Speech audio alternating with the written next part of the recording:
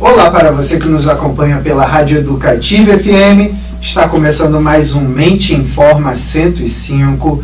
Bom dia, Liege, tudo bem? Bom dia, Rogério Cardoso, tudo bem? E você? Tudo ótimo, Liege. Hoje temos uma convidada especial, nossa amiga Dagmar Silva Pinto de Castro, que é psicóloga e psicanalista e também consultora em gestão de pessoas. Dagmar, seja muito bem-vinda ao Mente Informa 105. Bom dia e agradeço ao convite e a esse desafio de estar aqui conversando com vocês sobre alguns temas de interesse e acredito que também vai ser de interesse para quem nos ouve nessa manhã. Bom dia, Liege, bom dia, Rogério, bom dia, Marquinhos, e é você que nos escuta. E para você que nos acompanha, já envie suas perguntas e sugestões para o nosso endereço eletrônico que está lá no Facebook, Mente Informa 105, e também acompanhe este e outros programas que já passaram por aqui no nosso canal no YouTube, Mente Informa 105. Dagmar, seu currículo é vasto. Psicóloga, psicanalista, educadora, docente, consultora em gestão de pessoas. Nesse percurso todo, Dagmar, conta pra gente o que te moveu e o que sempre esteve presente aí nessa tua trajetória. Há algo que me move de longa data e acredito que faz parte daquilo que eu sou, não dá para descolar, que é o amor e gostar de gente. Eu amo pessoas, eu amo gente, eu amo encontrar as pessoas, eu amo conhecer e essa paixão, esse amor pelo humano, eu diria, né, pelo humano, por aquilo que nos cerca, pela vida, é o que tem aí dado essa, eu diria, essa tonalidade em tudo que eu faço. Aparentemente coisas díspares, mas há um eixo comum, né? E esse eixo comum realmente é o amor pelas pessoas e o amor pela vida. Bonito, Dagmar. Dagmar, vamos entrar num âmbito do que as pessoas atualmente no mundo, né? Elas têm uma tendência a querer tudo para ontem. E uma das coisas a gente fala muito sobre essa subjetividade das escolhas, como fazer as escolhas certas. E existe alguma receita para isso, Dagmar? Como fazer as escolhas certas para a vida? Opa, essa pergunta, Rogério, vamos lá. Acredito que até o século passado a gente tinha essa, eu diria, entre aspas, ilusão de que havia uma receita pronta. E a gente vivia a partir de receitas mesmo, porque isso já vem do século anterior, que é o XIX, achando que a gente teria resposta para tudo. E uma base para isso seria um pouco o modelo, a forma de organização do mundo a partir da própria ciência. A ciência apregoava que ela resolveria todos os males, que a gente teria resposta para tudo e que as diferenças seriam equalizadas. E essa forma de organização, a gente poderia dizer assim, esse pensamento, ele perpassa até o século passado. Até na forma da gente organizar, ver o mundo, ver as pessoas, lidar com as situações, como se as coisas facilmente fossem resolvidas por um cálculo, por uma estatística. O que acontece hoje? Hoje a gente se dá conta que não é o cálculo, a estatística que vai nos resolver, até porque nós somos mais do que um número, a gente é mais do que uma equação. Tem uma partezinha da gente que nem aparece na equação que você falou, a subjetividade, que é realmente aquilo que nos move, né? E às vezes a gente fica assim, como que eu vou ter uma receita para acertar na minha escolha? Hoje a gente se dá conta que não existe essa receita, não tem ela pronta, porque no momento que você escolhe algo, você tem que sustentar essa escolha. Acho que esse trânsito que a gente está vivendo entre entre aspas, uma verdade que nos foi colocada, que havia receita, que a gente tinha como acertar as coisas, hoje a gente está vivendo um certo curto-circuito. Não é mais um pensar cartesiano, né? Tipo, 2 mais 2 são 4, não é assim que... Isso, porque nunca foi. Nunca foi e nos fizeram acreditar que era. E de repente a gente se dá conta de que não é isso, e acho que isso aí gera uma série de questões que estão postas na mesa hoje para a gente lidar com elas e fica um pouco assustador. Por isso que às vezes as pessoas querem voltar para um momento anterior, para uma zona de conforto, em que a gente tinha essa receita de que 1 mais 1 era igual a 2. Um mundo com garantias. Isso. Um mundo com garantias. E é tudo que nós hoje, principalmente com a globalização, eu acho que veio a céu aberto, né? Nós não temos mais garantias, as escolhas, como lindíssimo que você disse, a escolha, o que ela pede é uma sustentação. Saber que quando a gente escolhe algo, a gente perde.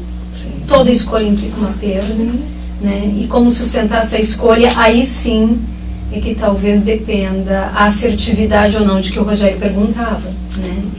O certo não é um quantificador externo. O certo, Rogério, eu acho que passa a mudar de lugar.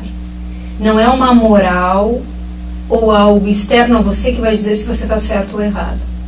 Mas o certo passa a ser aquilo que para você faz sentido.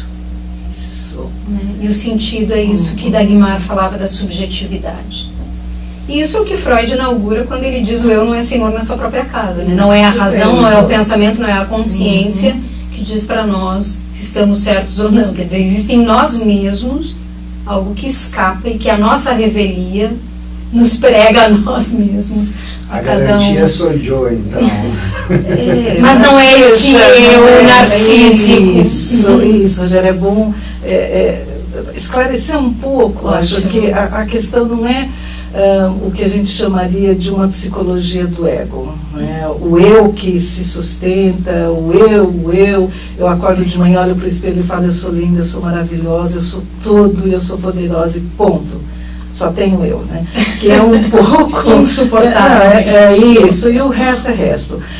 Não é por aí, é muito mais do que isso. Aí vem para mim algo muito assim, você se dá conta que não dá para ter tudo. Sempre vai ficar um pedacinho que escapa. E você suportar esse pedacinho que falta, não como algo que seja um defeito da sua fabricação. Eu nasci com defeito, está faltando algo e as outras pessoas têm, e as outras pessoas conseguem e eu não. E aí se eu fizer um exercício, abraçar a árvore, dizer para mim todas as manhãs que eu vou conseguir, eu vou dar conta, não. É você de repente se parar com algo que não se nomeia, você não dá conta, não tem essa completude e nem haverá. Então, quando você se vê face a isso, você fala, bom, eu não tenho a garantia do que será daqui 10 ou 20 anos, mas hoje eu sustento essa escolha com tudo o que ela implica. Aí vem as possibilidades de você criar, de você inventar e dar conta de você. Eu acho que a grande questão é que antes a gente se fiava num dar conta para os outros. Na questão da moral, da sociedade, enfim. Hoje você percebe, século XXI, que não é dessa ordem. Você é convocado a se responsabilizar por você e a dar conta de você. Tem uma expressão que eu gosto muito da Mafalda, que ela diz assim, justo a mim me coube ser Mafalda, quer dizer, justo, a Dagmar coube ser Dagmar, então não é você nem Liege, a gente tem que dar conta disso. Sem receitas. A invenção faz parte, a criatividade. Dagmar, eu gostaria de reeditar uma pergunta que foi feita a você quando da comemoração dos 6 anos do Mente Informa, no Sesc Piracicaba, em setembro do ano passado. Nós fizemos uma pergunta provocativa aos nossos convidados, e você era uma delas. O que é ter um corpo e uma mente em forma? Né? Ou como, se isso é possível. E você fez uma articulação que, num primeiro momento, levantou a plateia, né? Polêmica, né? Porque vai justamente na contramão do você tem que e dessas receitas prontas para vestir, né? Que não funcionam mais. Ou da autoajuda, que é uma outra forma, né, de um universal, como se coubesse na mão de cada um uma luva de tamanho único. E aí, daí que as pegadas, elas são singulares. E nesse sentido, eu queria que você reeditasse a tua resposta, certamente passada algum tempo, com outro frescor, mas na tua opinião, o que é ter uma mente e um corpo em forma. Veja, o que vem para mim, e isso até atualizando, né, para hoje, que a gente já tem aí há um tempo, né, um período, né, entre o programa e a nossa conversa hoje, o que mais aparece nessa questão do ter um corpo, uma mente em forma, é que realmente vem todo um modelo muito forte, muito presente no contemporâneo, isso já começa no século passado, de ideais de beleza, de ideais de um corpo, que você tem que ter isso, tem que ser dessa forma, tem que ter esse peso, tem que ter essa textura, e isso provoca algo que não é muito saudável, porque as pessoas estão tentando entrar em formas, né? E vem para mim muito forte isso. O que é ter um corpo, uma mente em forma? Para mim é sair dessa forma. Eu acho que é um convite, é uma provocação à saída disso, porque as pessoas se apegam e se pegam tentando desenhar os seus corpos a partir de um desejo do outro, e elas não se reconhecem mais naquilo que elas são. Então, de repente, o nariz está perfeito, a sobrancelha está perfeita. Eu estou falando no caso mais das mulheres, que acho que isso é uma demanda, embora ela ultrapasse a questão de ser mulher ou ser homem, né? Ela é mais suscetível a responder essa tirania. Isso, que você usou uma palavra perfeita. Há, na minha leitura hoje, uma tirania de uma perfeição, e que, se você for prestar atenção, não é por aí, porque o corpo ele é muito mais do que um corpo para o outro e, né, dentro desse padrão de perfeição. O corpo é a nossa existência, eu sou meu corpo, e esse corpo ele tem que ser vivido de uma maneira mais inteira, de uma maneira mais muito singular, e a minha, não tem modelo, não tem... Isso não quer dizer que você vai abrir mão dos cuidados, porque também eu não vou apregoar que você não vai mais cuidar, que você não vai ter determinados hábitos que são saudáveis, uma caminhada, enfim, cuidar da sua saúde física, até porque mental. Isso é uma responsabilidade, como você fala. Responsabilidade, mas aí entra uma outra dimensão. Você faz isso em uma dimensão de um cuidado e de um amor sem aquilo que vem como uma tirania fora de você. E aí é um pouco que a gente está assistindo, alguns descaminhos dessa tirania. A pessoa vai... Outro dia eu ouvi, e já estou com isso finalizando essa questão, uma pessoa que ela coloca botox desde os 28 anos. Ela está próxima dos 40 hoje. Eu fiquei imaginando o que ela vai fazer quando ela tiver a minha idade, que estou quase sexy.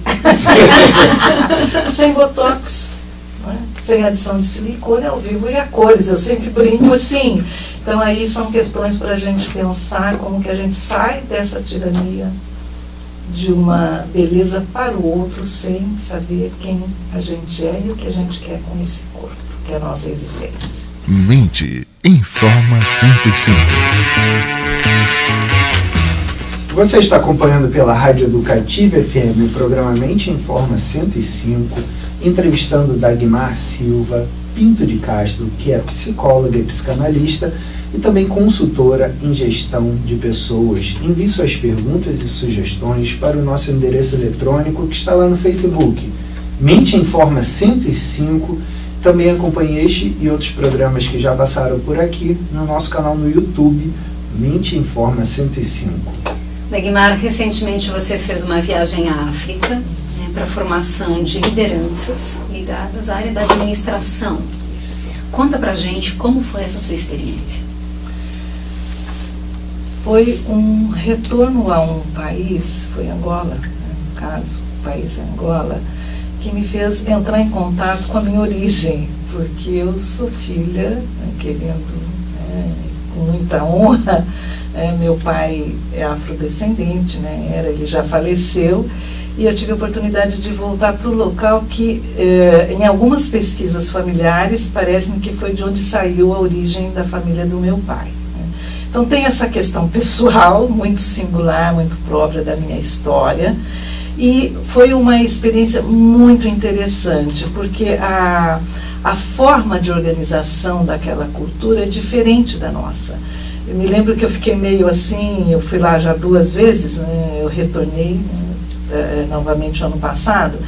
Você entra na sala para trabalhar o seu tema, ou o que eles chamam de uma aula, e quando você entra é um auditório e os alunos todos ficam em pé, em silêncio, respeitoso. Você entra, eles se sentam, você dá a sua aula e você, a primeira vez o impacto foi, puxa vida, são muito subservientes, né? Ainda estão naquela relação hierárquica, verticalizada, aquela coisa toda. A hora que termina a aula, minha amiga, eu fiquei, como se diz, foi um jogo para tentar atender as questões que eles trouxeram com muita competência e muito provocativas na questão do campo da gestão. Por quê? Porque eles vêm de um processo de colonização também, vêm de uma revolução, que aconteceu uma revolução no país, e eles trazem demandas e questionamentos em relação, mas escuta, que liderança que a gente pode querer construir para a reconstrução desse nosso país? Nós não queremos uma liderança que a pessoa venha aqui trazer armas para a gente pegar em armas. Nós queremos uma liderança que traga para nós processos em que haja paz, em que haja respeito, em que eu possa construir um processo coletivo. Isso é muito interessante, porque isso é muito século XXI. Então você fica ali no diálogo com eles, vendo que está presente processos da história deles, colonização por séculos de Portugal, como nós também tivemos, a Revolução, mas ao mesmo tempo uma juventude que está trazendo elementos que se evidenciam nos processos relacionais dentro das organizações e da liderança do século XXI, que é uma liderança horizontalizada. Então isso me chamou muito a atenção e para mim foi um belo laboratório, principalmente porque eu parto do pressuposto que eu não vou para jogar algo para as pessoas, porque nesse intercâmbio, nesse processo, aí entra a psicanálise, né, para onde eu vou, tem essa escuta para ouvir o que está acontecendo aqui, o que eles estão trazendo, o que tem aqui, o que eles estão querendo inventar para que eu possa também aprender com essas pessoas. Então foi muito bonito, foi um processo interessante, que ainda a gente troca e-mails, enfim, e foi um banho de cultura, uma alegria, enfim, eles fazem a gestão de forma coletiva e respeitosa, e lá é sempre para o grupo, é no coletivo. Não tem a lógica que a gente percebe altamente competitiva que o sistema capitalista impõe, né, desde o século XVIII, XIX, de uma maneira mais intensa, e que para eu poder me sustentar como líder, eu tenho que derrubar os outros e sabotar os processos. Dagmar, outro dia eu lendo num jornal de grande circulação de São Paulo, falando dos relacionamentos no mundo real e no mundo virtual, né? E aí o autor falava que é engraçado porque no mundo virtual a pessoa parece ser uma pessoa e pessoalmente é outra. E, enfim, no mundo virtual é tudo bonito, fala com todo mundo, enfim. E aí vai para o real, já não consegue ser dessa forma. O que está acontecendo com essa... A gente não está sabendo lidar com esse mundo virtual, ou trazer o real para o virtual para o real. O que está acontecendo? Bom, vamos lá. Quando você diz relacionamentos, você diz relacionamentos de diferentes formas. Não só um relacionamento nesses sites de relacionamento amoroso. Amizade, enfim. A virtualidade, ela traz aí possibilidades das pessoas criarem. A gente vive, tem esse termo que foi até cunhado da pós-verdade, dos pós, a gente está nesse tempo do pós. Então, eu posso criar um personagem, e é esse personagem que vai fazer a interface com você, da outra ponta. Então, as coisas ficam realmente mais palatáveis, né? Eu posso fazer um tratamento na minha foto que eu coloco lá no Face, né? Então eu tiro marcas, enfim, essa virtualidade das relações, elas não são aquilo que a gente poderia chamar a exigência de um relacionamento em presença.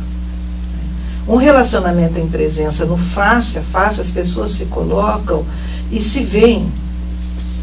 E esse confronto do se ver, eu tenho que suportar o olhar dessa outra pessoa em presença. É diferente.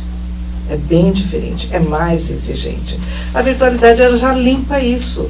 Ali eu posso criar, falar, me colocar, e nesse sentido eu vou me afastando mesmo de relacionamentos mais presenciais. Existem até alguns estudos que estão apontando para isso, para alguns aspectos que estão já sendo preocupantes, de pessoas que ficam, eles chamam até de uma dependência das tecnologias. Elas não conseguem mais se relacionar com as pessoas de carne e osso, por exemplo, como nós estamos aqui nesse face a face. Elas ficam, né, dentro das suas casas, dos seus quartos, e não saem mais, né?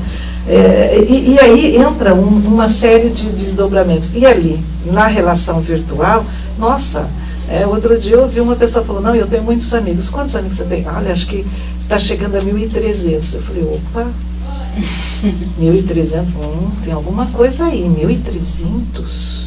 Ah, não, no mínimo 1.300 sempre curtem o que eu coloco. Instagram, Face, enfim. Eu falei, espera um pouquinho, tem alguma coisa aí. Eu não dou conta de um pequeno círculo de amigos e amigas que eu tenho de longa data, e do passado, do presente, enfim, espero ter outros no futuro, mas 1.300. Há um afastamento desse contato e há uma intensificação nas mediações que as tecnologias oferecem. Acho que aí é algo que a gente tem que ficar atento. Não que a gente vai voltar à idade da pedra, mas o que isso está tamponando, o que isso está entrando no lugar das relações mais diretas.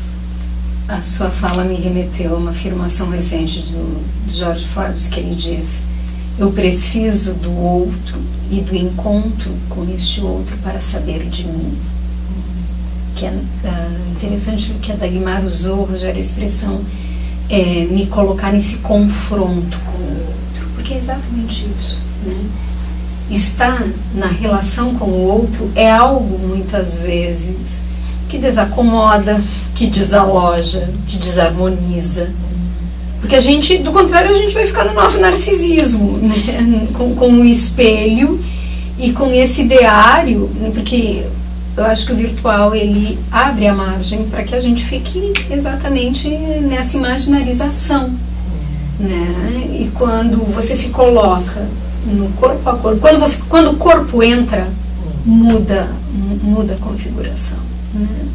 Eu acho que não são excludentes. Eu acho que hoje a realidade virtual e a realidade real são duas coisas de uma tênue separação, mas a gente não pode abrir mão do confronto do encontro e no que esse encontro provoca, no que ele desaloja e no que ele abre para perspectivas de poder exercitar a singularidade na diferença.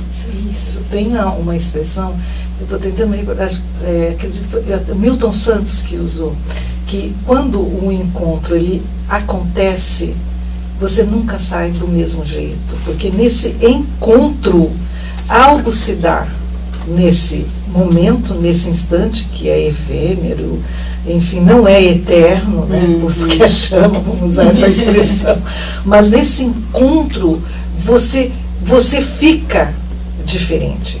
Milton Santos, ele usava essa expressão. O encontro, ele provoca isso. Se o encontro, ele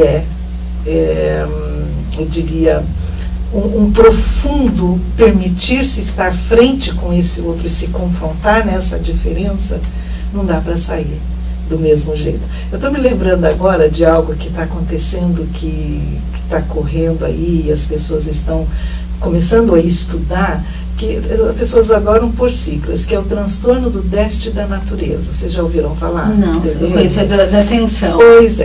Pois é, o transtorno do déficit da natureza. O que está acontecendo hoje? Já existem estudos, e esse conceito está sendo desenvolvido e lapidado, porque o uso excessivo das tecnologias, tem criança de 1 ano, bebê, que já passa, de tudo ela vai já colocando a mãozinha e passando na tela da televisão para ver se muda a imagem, ou o iPad, essas coisas todas.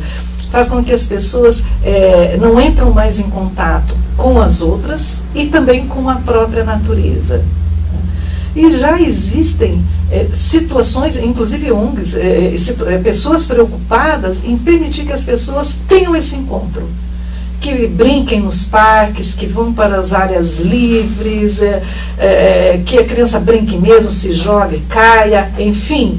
E que fazem acampamentos. O Japão faz acampamento para jovens em que não pode se ter uso da tecnologia, que eles vão para um lugar, para um tipo de uma floresta, para eles estarem juntos, para se encontrarem em presença. Então, acho que é uma coisa aí que a gente pode... Só um pitaquinho, que é um bom tema para um programa. Mente Informa 105. Você está acompanhando pela Rádio Educativa FM o programa Mente Informa 105, hoje entrevistando Dagmar Silva Pinto de Castro, que é psicóloga e também psicanalista e consultora em gestão de pessoas. Envie suas perguntas e sugestões para o nosso endereço eletrônico que está lá no Facebook, Mente Informa 105, e acompanhe este e outros programas que já passaram por aqui no nosso canal no YouTube, Mente Informa 105. Dagmar, conta pra gente como é o seu trabalho de assessoria em organizações públicas, especialmente ligados à construção de processos participativos em políticas públicas integradas e de gestão de pessoas. Quer dizer, além do espectro do consultório, você também trabalha no âmbito de instituições, e instituições também públicas. Sim. Conta pra gente sobre isso. O eixo, não dá para descolar, é a psicanálise. Isso acompanha todas as minhas ações no campo profissional e enfim, da minha vida, que não dá para descolar. E no caso específico das organizações públicas, o que eu tenho percebido ao longo dos anos, que eu estou envolvida com isso, mais de 30 anos, há um certo distanciamento entre aquilo que realmente é necessário, que as pessoas estão precisando, né, e aquilo que vem como uma política pública, né. De umas décadas para cá, acho que de uns 10, 12 anos para cá, isso está diminuindo esse distanciamento, porque estão se criando processos de escuta. Para mim, o fundamental e a forma como eu trabalho é essa escuta e ter algo que é inegociável, que é a construção de uma política pública de forma participativa. Por quê? Porque a pessoa que vai ser o usuário ou o sujeito que aquela política está sendo elaborada, ele tem que ser ouvido, ele tem que ser escutado. Não é um olhar só técnico de uma pessoa que tem aí, enfim, trocentas titulações, técnica especialista naquilo, que vai fazer a perfeição da política. E aí a gente vê vários desdobramentos quando essa pessoa, esse usuário, não tem essa escuta. Por que eu junto políticas públicas integradas com gestão de pessoas? Eu também trabalho com organizações privadas, do terceiro setor, mas no caso específico das organizações públicas, o usuário, quando ele chega para um serviço, para acionar um serviço público, ele não sabe o que é, entre aspas, Brasília. Ele vai enxergar naquele funcionário, que é um servidor público, a operacionalização daquela política. Então, eu não sei bem o que acontece lá nos âmbitos burocráticos, etc. Mas eu cheguei para você, eu olho para você, Rogério, para você, Liege, que são servidores, né, usando essa expressão, e eu enxergo em você o que essa política tem para que eu possa ter aí acionado a minha dignidade como uma cidadã e um cidadão. Então, eu coloco a questão da gestão de pessoas porque eu trabalho com as pessoas que o melhor instrumento da política pública é o servidor e a servidora pública. Se esse servidor não tiver clareza que, às vezes, o único lugar e a única situação que essa pessoa vai ser tratada como gente, porque geralmente as políticas têm aí o fosso na realidade brasileira e é difícil serem tratadas como gente, são excluídos, principalmente as políticas sociais, etc. Essa pessoa não vai ter, às vezes, outra oportunidade na vida de ser vista naquilo que ela é e ser respeitada como uma cidadã. Então, no campo da gestão, o foco é esse. E mais, das políticas públicas integradas, que é um conceito que a gente cunhou na década de 2000, quando eu coordenei uma cátedra chamada Gestão de Cidades, é que as pessoas são vistas um pedacinho para cada área. A Secretaria da Saúde vê de um pedacinho, a educação de outro, a cultura outro, a promoção social outro, e a pessoa ela é inteira. Ela é inteira. Eu sou inteira.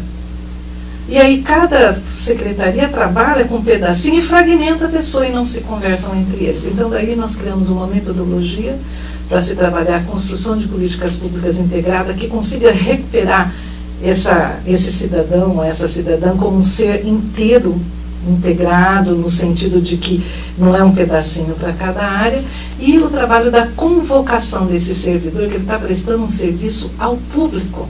Né? Ele tem essa dimensão da responsabilidade de enxergar o outro naquilo que ele é e ter também essa escuta e ser essa pessoa que vai ser, eu diria, a face da política pública acionada quando o usuário o procura ou a procura. Dagmar, a gente vê nas mídias atualmente o crescimento de jogos ou coisas autodestrutivas para os adolescentes, né? E por que é tão importante os pais estarem participando ativamente da vida dos filhos? Porque parece que a tecnologia se distanciou, né, a relação dos pais com os filhos. E causou o aparecimento desses jogos, como o da baleia aí, azul, tal, sei lá o quê. E eu fico até... Outro dia a gente estava até conversando numa mesa, eu e uns amigos meus, na mesma idade que a gente nunca pensava nisso na nossa adolescência. Na nossa adolescência a gente pensava em jogar em futebol ou beijar a primeira garotinha, né? E nunca uma coisa nesse sentido autodestrutivo. O que está acontecendo nesse mundo tecnológico? Essa pergunta provocativa me vem algo que eu tenho discutido, que eu tenho trabalhado em diversas áreas, enfim, situações, que a gente está vivendo um momento, olha, nada contra a terceirização, viu? Aqui eu estou limpando, eu estou só usando o termo, não os processos de negócio que usam a terceirização, embora algumas áreas questionam isso também. Nós estamos vivendo um tempo que eu nomeio de terceirização. As pessoas estão terceirizando tudo. Né? Terceirizam os filhos para a escola, que é a escola que tem que se responsabilizar pela educação da criança ou do adolescente. Terceiriza as relações. Você vai terceirizando tudo, que a gente poderia associar uma certa cultura do descompromisso. Né? O que isso provoca? Provoca uma mediação que, ao invés de eu estar junto com você, nas relações, aí a gente poderia falar nas relações afetivas, né, entre a família, independente da sua configuração, eu troco esse tempo, às vezes tendo duas, três áreas que eu trabalho, para eu comprar coisas. Uma delas aí é um computador, um iPad, um iPhone, enfim. Né, porque o estar junto é exigente. Você tem que se responsabilizar por essa relação. Então, isso faz com que, somado a esse momento que a gente vive, das tecnologias e também a questão de que as pessoas não estão tendo mais muito tempo para estarem uma com as outras, estão usando N mediações, Aí realmente a criança e o adolescente fica exposto. E mais do que isso, há algo que me parece que ocorre, e depois até a gente pode conversar mais, inclusive com a Liege aqui, o que ocorre? Nesse processo das mediações, eu vou colocando não só objetos, coisas que vão mediando isso, mas eu vou me desresponsabilizando de algo que não dá para terceirizar, que é a questão do cuidado em relação àquelas pessoas que são colocadas aí, minhas filhas, ou os meus filhos, ou as pessoas que estão sob os meus cuidados. Eu preciso estabelecer uma linha de proximidade, de estar junto, né? E também fazendo a separação. A criança, ela tem que saber quem é o adulto na história. O adolescente tem que saber quem é o adulto na história. O que a gente vê? Uma infantilização, um alongamento da adolescência que você às vezes não sabe mais distinguir quem é o adulto na relação. Acho que todo esse quadro, e tem outras coisas aí em jogo, vão fazendo com que o próprio adolescente fique a sua própria sorte. Outro dia eu vi uma expressão muito interessante de uma criança. Ela falou, mas escuta, eu tenho mesmo que escolher? Eu vi ali um sofrimento, porque eram tantas possibilidades, e é um pouco tempo que a gente vive, uma multiplicidade de coisas. A criança estava em sofrimento, porque a mãe falou, escolhe o que você quer. A menininha levantou assim, mamãe, tenho mesmo que escolher? Veja, é isso, a sua própria sorte. Na ausência dessas figuras que são importantes de referência, mesmo que a gente esteja aí numa relação mais horizontalizada, menos pai orientada, tem que ter algo para se referenciar, principalmente as crianças e os adolescentes.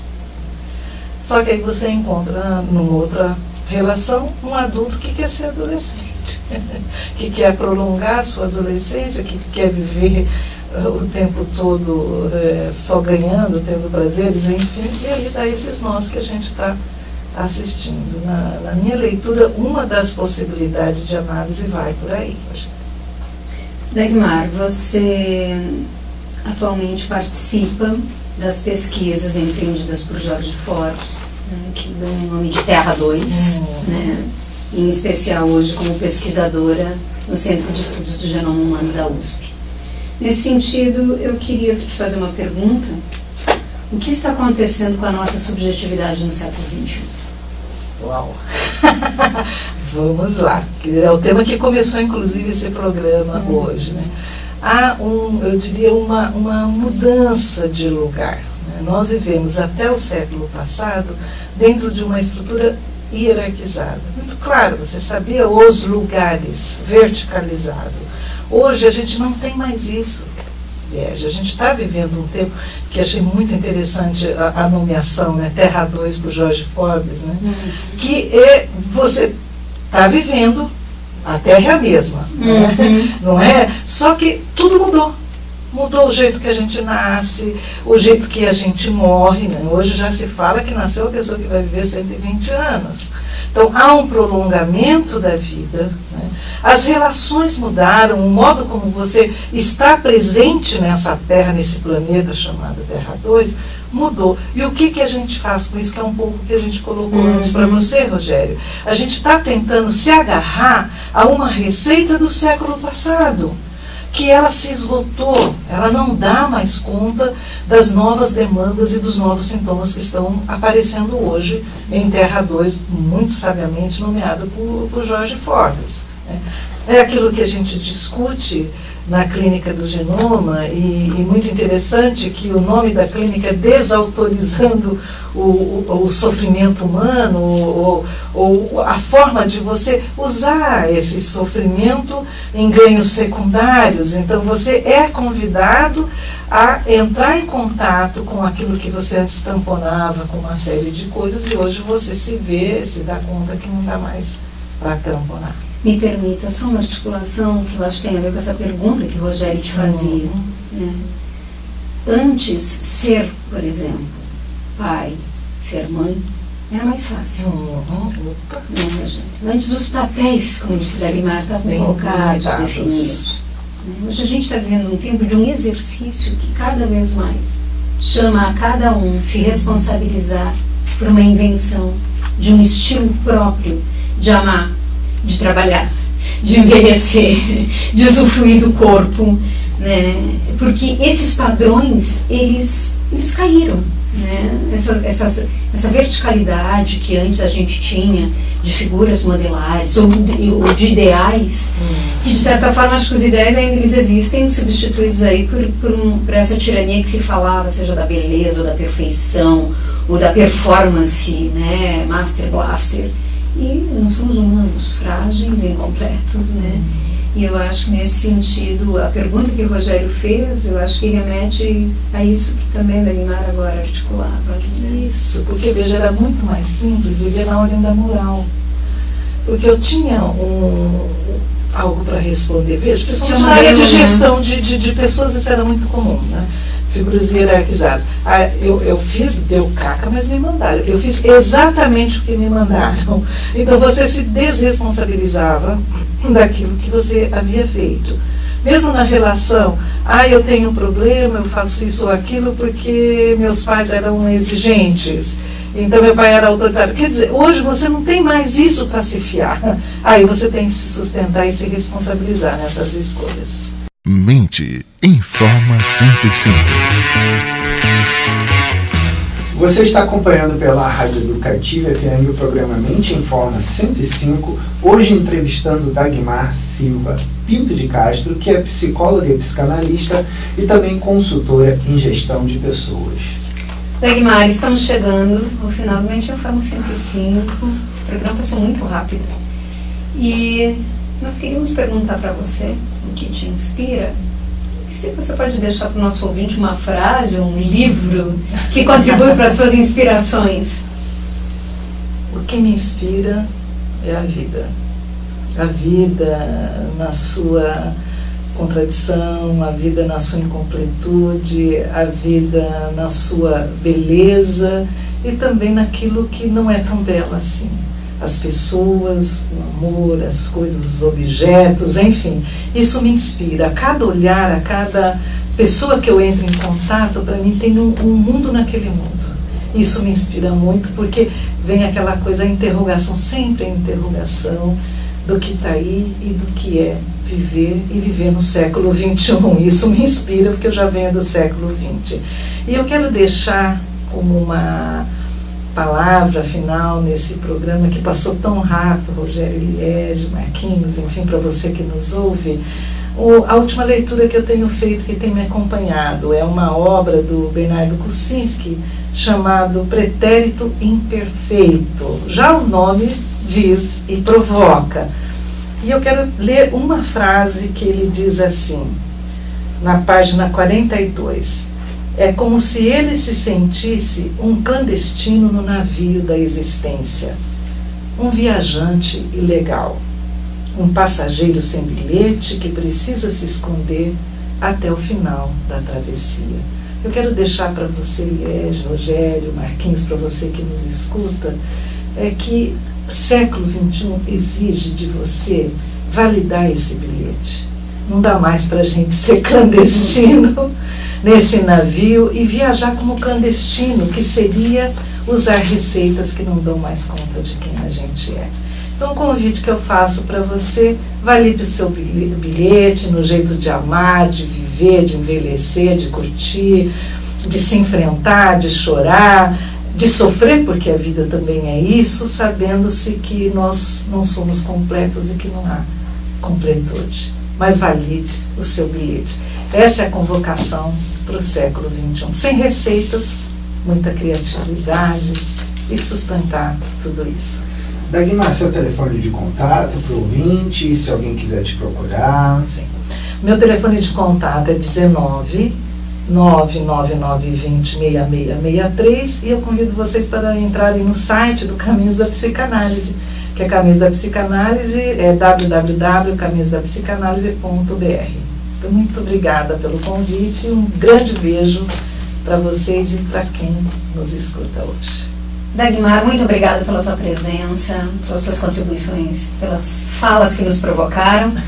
Rogério Marquinhos, valeu por mais essa parceria nesse dia. E a você, querido ouvinte, obrigado pela sua audiência.